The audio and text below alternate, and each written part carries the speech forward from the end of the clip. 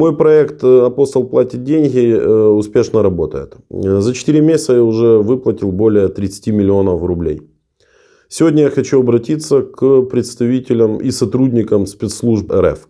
В частности, к ГУ ГШ, в простонародье ГРУ, к ФСБ, к службе внешней разведки и, в принципе, к любым военным, которые работают с нашими предателями.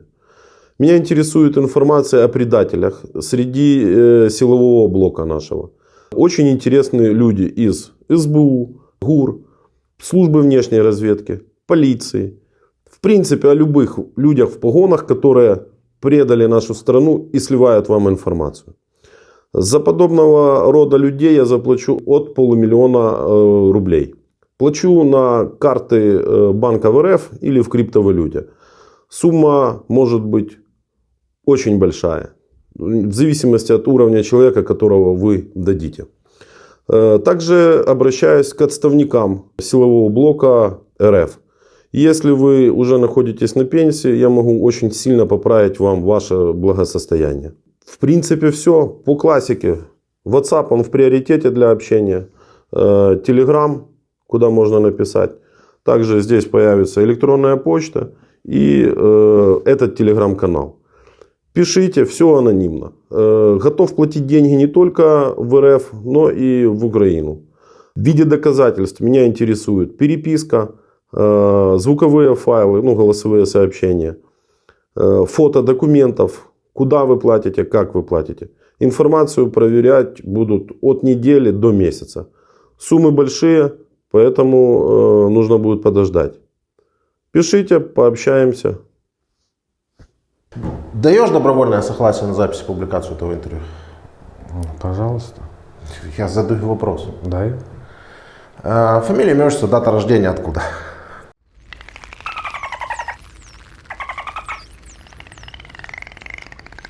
Откуда?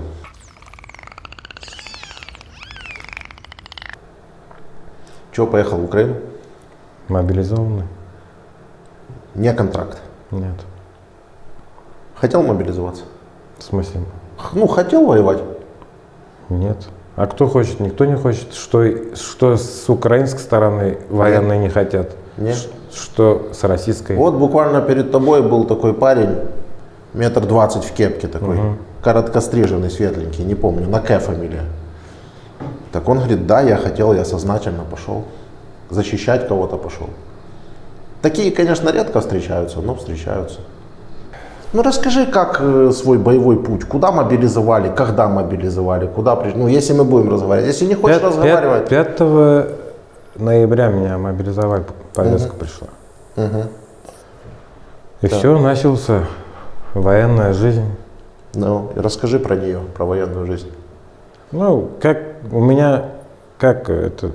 Я приехал в учебку, в учебке был, с учебки уже в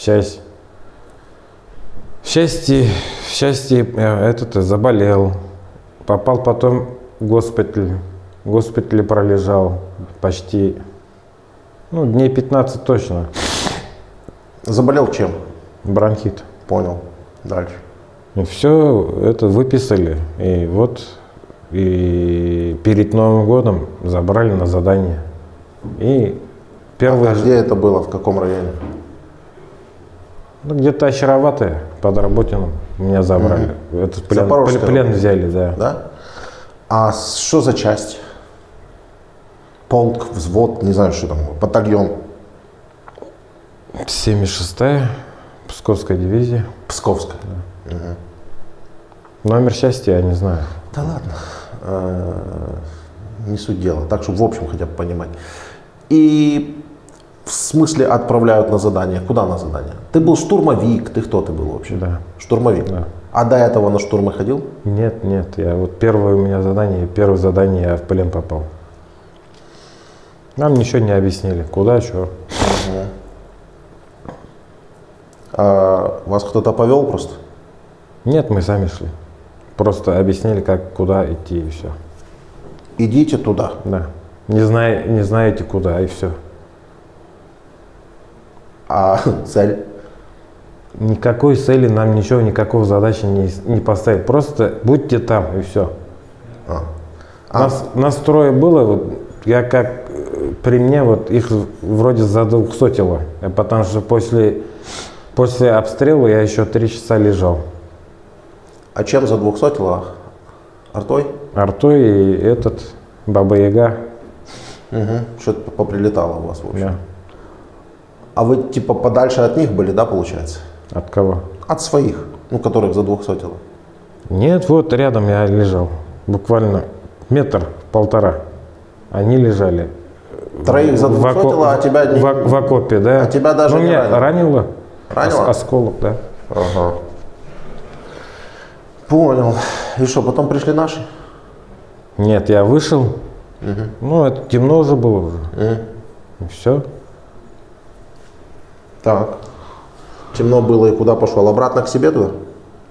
Я даже если карту дали бы, я не знал бы, куда идти. Мне даже не сказали, где наши, где... Где не надо? Я понял. Ну, ты же знаешь, откуда ты пришел? Ну, приблизительно знал, но говорю же, мы ночью шли. Но вот ты приблизительно туда пошел? Нет, Приблизительно не туда. не туда. Понял, и дальше куда ты пришел? И все, я наткнулся на вооруженные силы Украины. А, понял, все. Понял. А там уже некуда деваться уже. Угу. Там уже пытайся, не пытайся уже. Расскажи мне про свою мотивацию. Есть какая-то мотивация? Воевать? Что ж, в чем она заключается, мотивация? Честно сказать, я свое 2 года срочки отслужил. Мне воевать, это не мое. Моя цель сейчас в данный момент детей вырастить, поставить на ноги. А не воевать. Сколько детей? 2. Не, ну это правильная цель, хорошая. У вас как бы есть президент, да? Да, Он объявил эту спецоперацию, и он отправил вас сюда. получается так. Получается. Ну, не только же я один, там, это со всей России собирают так мобилизованные. Я понимаю, Не, ну мы можем говорить о вас конкретно или о всех. Давайте о всех. В чем смысл? Не знаю смысл. Давайте о вас. Не, вот я встречал ребят и мобилизованных, и добровольцев. Но. У всех разные эти судьбы. Все по-разному. Кто-то за деньгами едет, кто-то негде жить. Это тоже за деньгами. Это тоже за деньгами, если негде жить. Ну да, получается так. За таким себе соцпакетом все в основном едут. Кто-то отбелить репутацию, кто-то конкретно заработать денег, кто-то заработать, чтобы с кредитами рассчитаться. В общем, это все можно свести в одно. Финансовые проблемы решить свои. Ну, скорее всего. Ну, я за деньгами А кем работал на гражданке? водителем работал. Водителем? Да. Там, в Башкортостане? Да. А какой город? От Уфы 100 километров. От республики, вот где от столицы 100 километров. Угу. Так. И нормальная зарплата? Меня устраивало. А цифра? Цифра, 2-2,5 в день выходила. 2-2,5 тысячи? Да. А тут, хорошо, пусть это будет 70-80 тысяч в месяц, да? Ну, приблизительно. Хай 60 будет, Да, там, да. Там, я же не знаю, за вычетом выходных, не за вычетом выходных.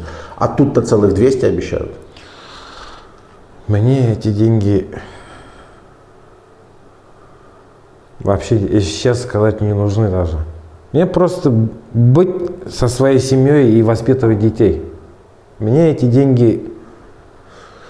Не, детям нужен папа. Так я ж на том и остановился, собственно говоря. Зачем это всем нужно, непонятно. Зачем это вам нужно лично, непонятно. Но я пытаюсь понять такую вещь. Если бы вы погибли, У нас... а дети бы У остались? нас, как говорят, то, что у тебя на лбу написано, то и будет. Типа судьба? Да. Вы когда дорогу переходите, вы смотрите налево-направо? Конечно, смотришь. А зачем? Как зачем? Что же на лбу написано, то и будет. Зачем смотреть? Ну, это же дорога, а при чем здесь это-то?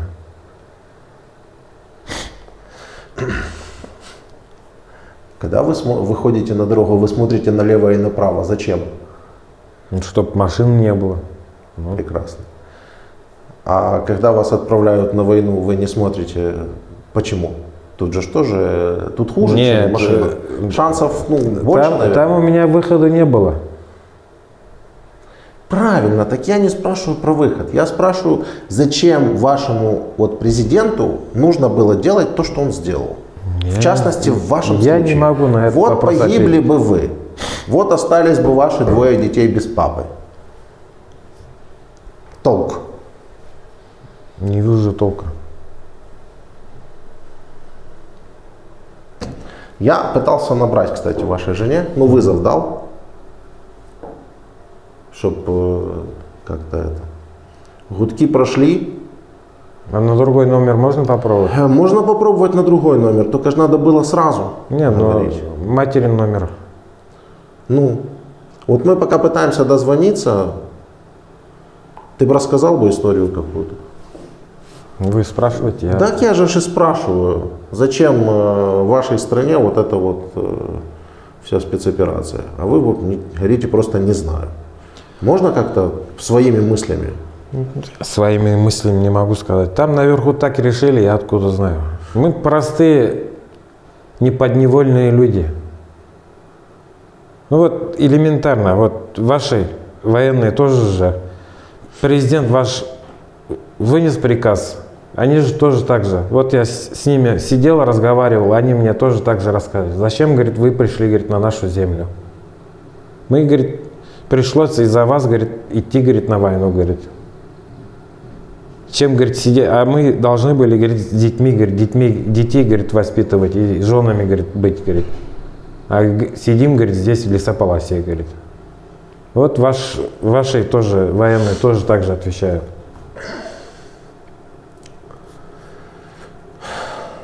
Давайте я вас спрошу по-другому. Как вы думаете, зачем наши военные воюют? То, что из-за своих земель.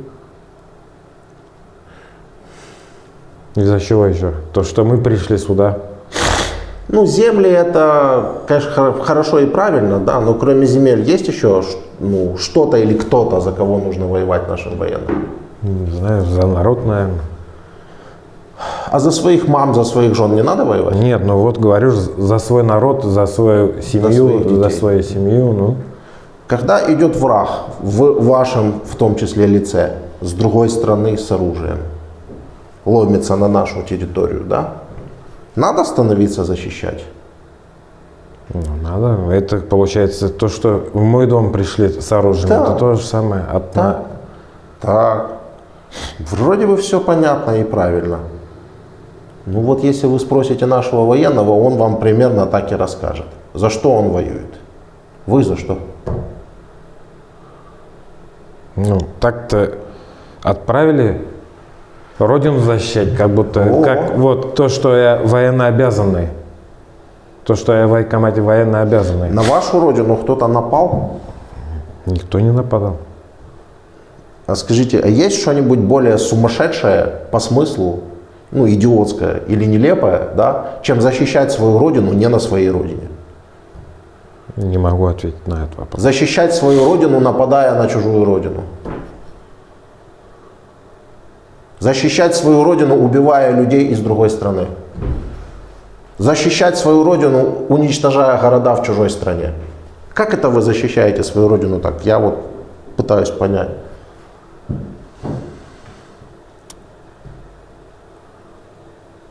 На этот вопрос не могу ответить даже. А зачем вы тогда вот это используете, защищать родину?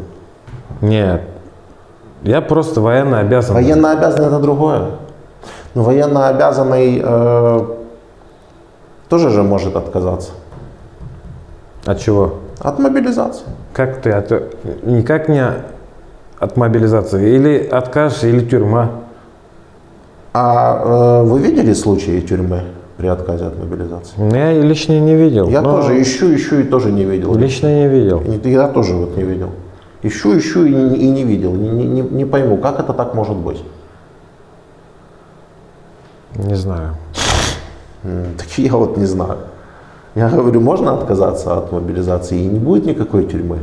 Просто скажут, ладно, непригоден, давай, до свидания. Или, ну, давай все-таки возьмем крайнюю сторону. Все-таки начинается уголовное производство, начинают тебя судить, да? В суде тебя спрашивают, почему ты отказался от мобилизации? А ты говоришь, вы знаете, у меня 2 детей. Вот. Это раз. И 2, вы знаете, у нас вообще-то в стране крутая армия. Нам каждый год показывали на парадах, что у нас прям вообще крутая армия. Авиация летит, все сносит, корабли плывут, короче, или идут. Все, короче, всех валят по дороге, солдаты там, ну просто, Ильи Муромцы все, спецназ, один в один. В общем, с Украиной война продлится 2 дня с такой крутой армией, как у нас. Всех просто растопчат, пролетят, проплывут, пройдут и так далее. Но почему-то меня вот с 2 детьми, с Башкортостана, вместо всей вот этой вот крутой армии решили послать. И я подумал, я, наверное, не хочу гибнуть. Логично? В смысле, как в смысле не хочу гибнуть? Но так как те, которые рядом с тобой погибли, так ты не хочешь. Или хочешь? Нет, я погибать-то... При чем здесь погибать-то? Ну я ж вот говорю, тебя судят. И ты на суде встаешь? Говоришь, во-первых, у меня 2 детей, во-вторых, у нас крутая армия. И я не понимаю, чего я должен идти, гибнуть, я не знаю за что. Я отказываюсь идти. Я таких случаев не слышал, чтобы такие... Конечно, конечно. Знаешь, почему не слышал? Потому что россияне все зомбаки тупорылые, которые не могут вообще подумать своей головой. Им сказали иди, и они идут. И если бы ваши дети остались бы без отца, то это не потому, что война и кто-то напал на Россию, а потому что тебе сказали иди, и ты тупо пошел. Нет, подождите, вот еще один момент. Но... Вот в Киеве в тюрьме были. Да. Там тоже дежурным вот этим всем повестки пришли. Но... А они же... Почему здесь в тюрьме только отсиживаются, не идут на передовую? Никто не идет. Всем же приходят тоже. А это здесь при чем? Нет, ну по мобилизации у вас же тоже вот приходят же мобилизованные. Мобилизация же тоже у вас. Ну идет. да. Ну. У нас-то ладно, там, например, там в органах там работают, там бронь. А им-то без брони же приходят. А это здесь при чем? Нет, ну вообще я говорю. Мне вот это тоже интересно. Вот кто там на государственной службе, например, работает, например, ну что у вас, что у нас? У вас что, брони нету? У нас идут со всех государственных служб, с полиции, со всех правоохранительных органов, мобилизуются как все и идут воевать. Да. И что тут такого? Нет, я вот это просто, у нас просто... Понимаешь, я тебе скажу по-простому, так, чтобы ты понял. У нас полиция – это тоже народ. Нет, это Те, понятно. которые в тюрьмах работают, это тоже народ. Это понятно. У нас не как у вас полиция для того, чтобы пиздить народ. У вас полиция есть для того, чтобы пиздить народ. И сами они, да, они не идут. А у нас полиция – это такой же народ. Я просто, все, я ясно ответил? Понял. Давай дальше. Короче, вопрос такой. Если бы, вот ты сейчас возвращаешься, тебе снова говорят, иди. Идешь? Нет, конечно. А что будет? Не знаешь, что будет, то и будет. Посадят. Посадят тебя на 2-3 года, например. Что лучше, сесть на 2-3 года или снова идти воевать? Не пойду я воевать уже. Мы пришли на исходную. Я пытался так сказать, а так не получается. Нет, я воевать не пойду уже. Я понял, воевать не пойдешь, что там тебя же посадят. А что там сделают, это уже... То есть, я пытаюсь понять формулу. Я просто уже буду у себя на родине уже. Вот это уже меня... Да. Они в чужой стране. Понятно. Так я пытаюсь понять формулу. Вот тебя мобилизуют. Что лучше, пусть сажают или все-таки ехать воевать? Я воевать не поеду, говорю. Там сажают или не сажают, там... Я увидел, что такое здесь происходит. Что здесь происходит. А когда призывали, говорили, вот водителям...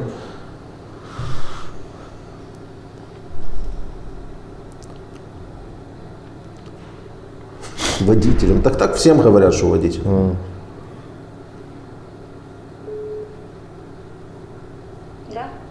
Добрый Лайсян, день. привет.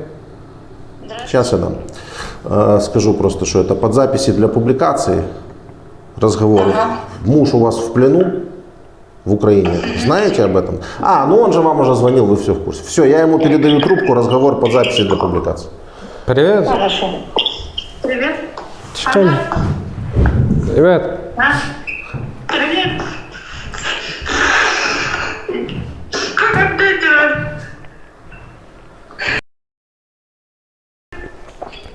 Нормально, нормально. Точно? Точно, точно. Пожалуйста. Ай-яй. Yani Кошелектің сынартым. 6 января. А как так получилось? На задание отправили. На задание отправили. И... Что, нормально? А что там случилось? На Сакен, да. На Сакене. В военкомате еще говорят. Я вот только что с военкомата пришла. Вот только что. И? Они ничего не знают. Никакие верховодные мелора. Военной части там тоже ничего нету. На видео запиши и отправь им то, что я жив, здоров. Ладно, Тухса, шрифт сразу, ладно? Куда ты? Газа. Что, курить 50 рублей? Себе? А то? Я жив, здоров. А я? Нахожусь в плену иногда. 6 января 2024 года. Все нормально? Нормально, нормально. Точно? Да. Да. А вы знаете имена тех людей, которые рядом с вами погибли, задвухсотились? Не, позывные только. А они тоже с Башкортостана были? Нет, один с Омска, один с Перми. Еще раз скажи военкомата, чтобы показать. Я не записала на видео. Нахожусь в плену, чтобы... Я нахожусь в плену 6 января 2024 года. Жив-здоров. Ладно. Ну что, я сдаю. Там мне просто зафиксировать надо как статус военнопленного. А вот меня вот тоже хотим, да, не получается. Я обращение отправила, вот статус военнопленного не можем поставить, чтоб на армию, правильно? Да. Не, шуны хотели, администрацияға барып келемін де тогда. Надо уточнить. Неге по-татарски нельзя, да? Ну, желательно, чтобы я понимал все-таки. Наиль Абайға айтып қараңыз, будет председатель Совета ветеранов Республики Башкортостан. Артур, тукта, они же этого не будут, вряд ли действовать будут. Еще раз скажи. Председатель Совета ветеранов Республики Башкортостан бетінде Наиль Гизатуллин. Вот, к нему обратитесь. Попробуем. Хорошо. Подожди, а в часть обращались? Обращались, говорит. А в часть обращались? Обращались, в части никакого ответа. Ездили в часть лично? Физически лично ездили в часть? Нет, они как мы вот... А часть далеко, да? Далеко, да. Далеко. Да, далеко. Лилек где? Лилек где? Дома. Часть Псковская? Псковская да. часть. Это от Уфы до Пскова сколько там? Далеко. 1700-1800 где-то километров. Понятно.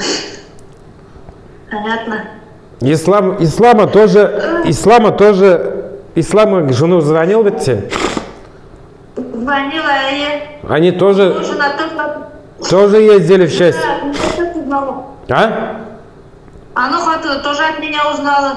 Ну. Шо? Ладно, Лилёкка, скажи, Амелия, люблю их. Хорошо. Давай.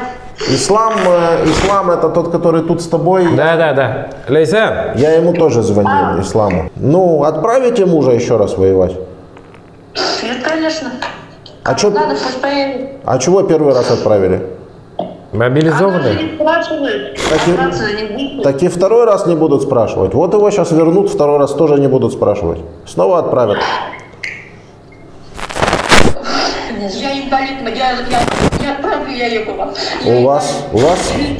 Вы инвалид, у него двое детей. Двое детей, да. Ну, а что он забыл тут вообще в Украине? Зачем он сюда приехал, вот, людей убивать? Мы вам сделали что-то плохое? Вы татары? Вы татары, да? Да. Да? Ну, украинцы что-то сделали татарам плохое, что вы нас приехали убивать? Нет, ничего нет. Нет. Нет? Ну да, я думаю, что нет. Я думаю, мы вроде ничего плохого не делали. Нет. А чего он здесь с автоматом у нас тогда? Мы же не видели. Мы отправили же его.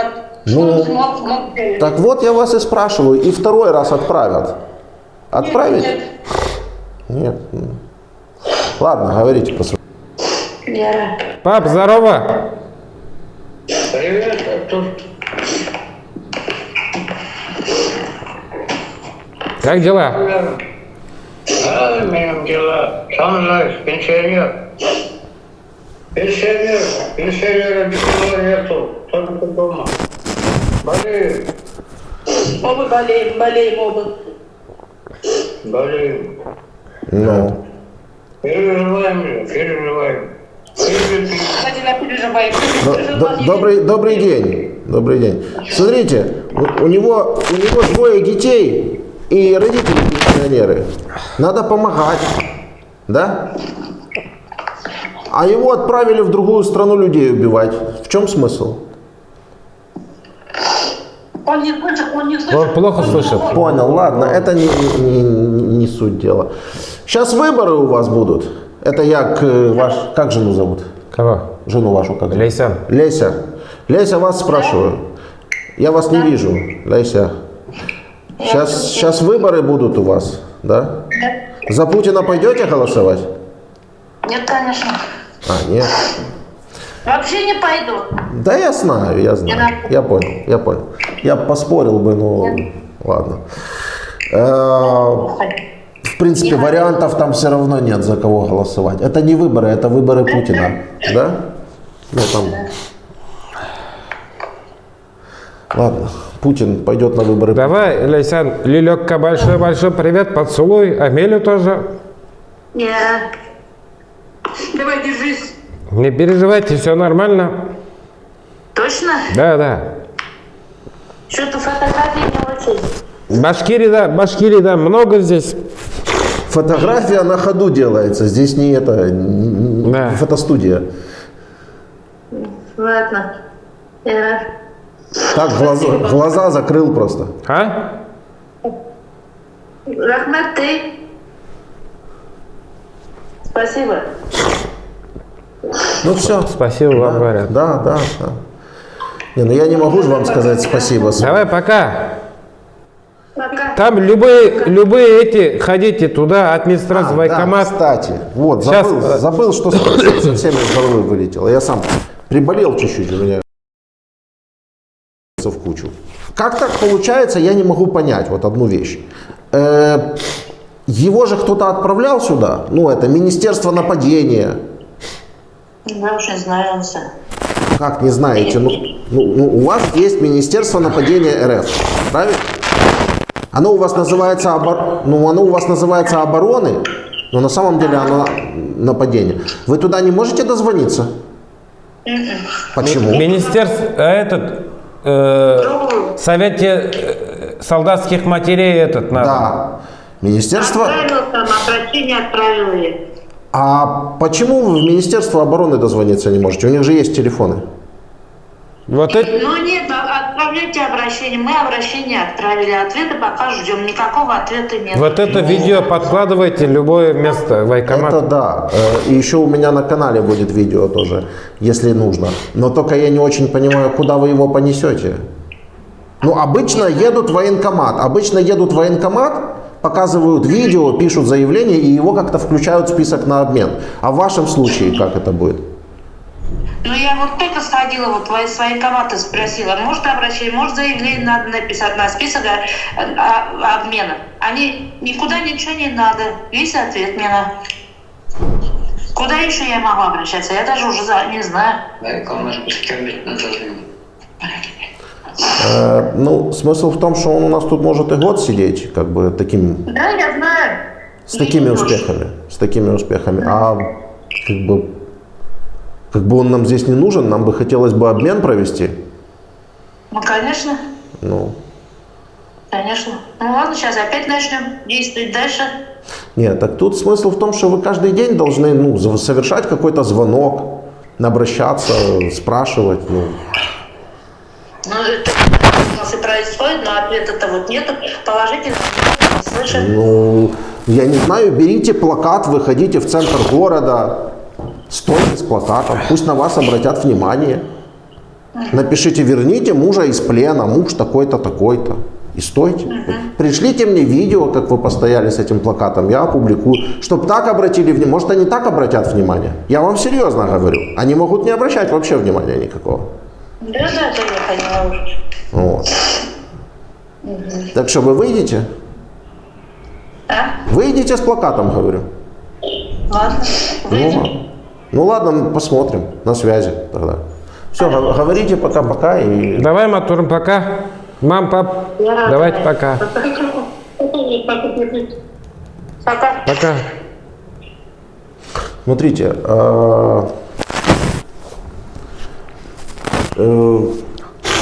ну вот, допустим, пройдет несколько дней, мы еще раз позвоним, она снова скажет, что никто ничего не реагирует, никто ничего не делает. Может быть, правда есть смысл тогда взять плакат, выйти в центр? Нет, если что, вот вы позвоните, например, жене через пару дней. Да. Если там ответите, если что, вы меня вызовете обратно, просто фамилию запишите. Без проблем. Все тогда. Она у меня записана. Хорошо. Я же вас записал. Просто по фамилии там с карантина выдерните, я подойду. Вот же как идет. Ну, не знаю. Ну, вообще-то тут все довольно-таки просто. Вы уже звонили, и ваша жена уже знает, что вы в плену. Нет, знает-то одно, а там же никакого реакции нету. Почему? Что с военкомата, я Ну, не знаю. почему-то. Правительство, значит, так относится к военнопленным. Мне кажется, что оно не только к военнопленным так относится, оно и к мобилизованным так относится. Не знаю. Оно ко всем так относится? Наверное.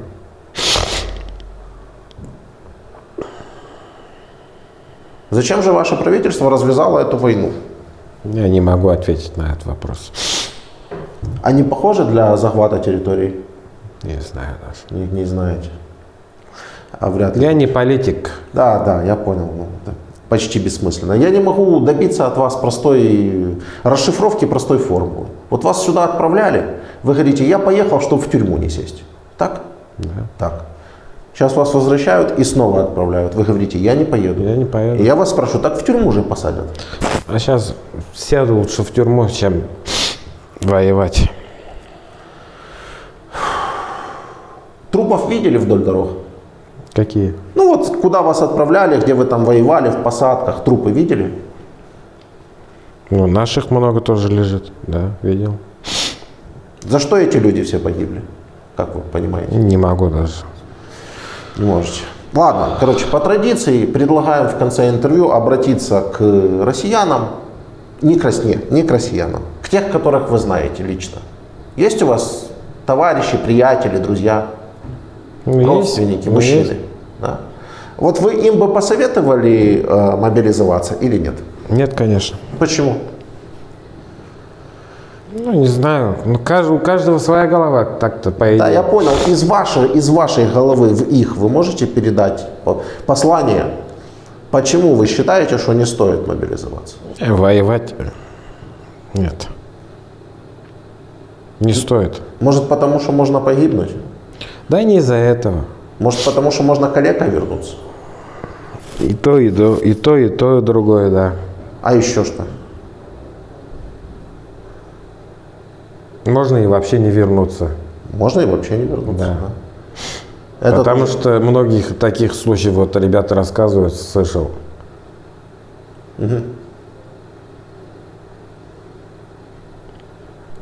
Ну, так рядом с вами же задвухсотились, ну тоже же не вернуться уже. Да. Ну, понятно, понятно. Все, идите.